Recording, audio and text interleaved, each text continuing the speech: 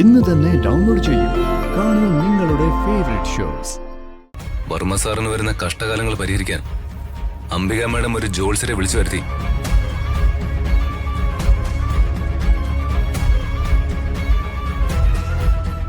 അത് അംബികയുടെ കുതന്ത്രമാണ്.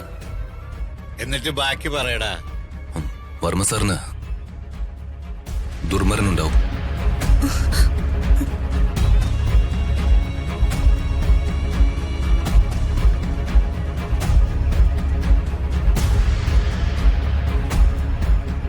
ആ കഷ്ടകാലമൊക്കെ മാറണമെങ്കിൽ ഋതുവിനെ ഇരിക്കപ്പിണ്ടം വെക്കണമെന്ന്.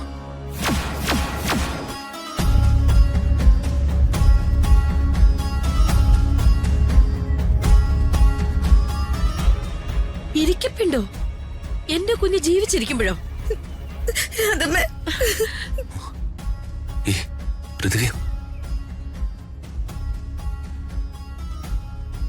കരയാതെ മോളെ.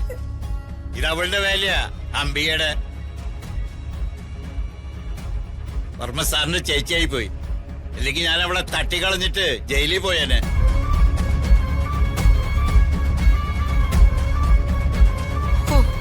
എന്തൊക്കെ പറഞ്ഞാലും ഇത് കൊലച്ചതിയാ. ഒരാള് ജീവിച്ചിരിക്കുമ്പോ ശേഷക്രിയ നടത്തുകയോ? ഇത് കൊലച്ചതിയല്ല, കൊലപാതകമാ, കൊലപാതകം.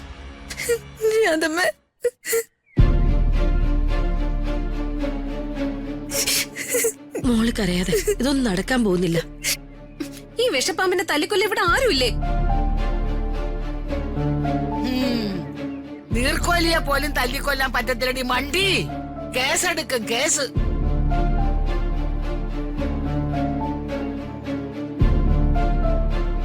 മോനെ, ഇതിന് വേറെ എന്തെങ്കിലും വഴിയുണ്ടോ?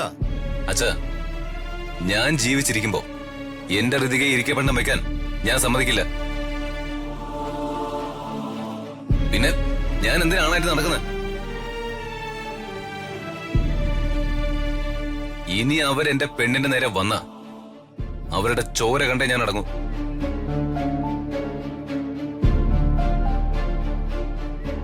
ചോര വീഴ്ത്താതെ കൈകാര്യം ചെയ്യാം. അവളുടെ ചോരയല്ല നമുക്ക് കാണേണ്ടത്, കണ്ണീരാ. അവള് പൊട്ടി പൊട്ടി കരയണം. ആ കണ്ണീര് നമ്മുടെ മോള് കാണണം.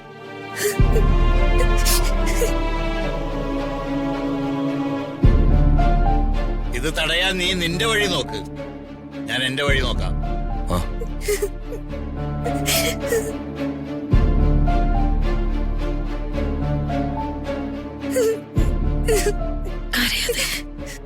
ഋതു കരയണ്ട.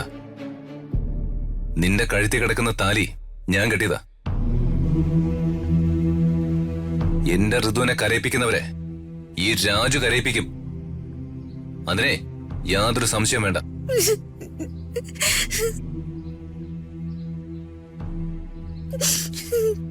കേട്ടില്ലേ? ഇതിലപ്പുറം ഒരു പെണ്ണിന് എന്ത് പുണ്യ വേണ്ടത്?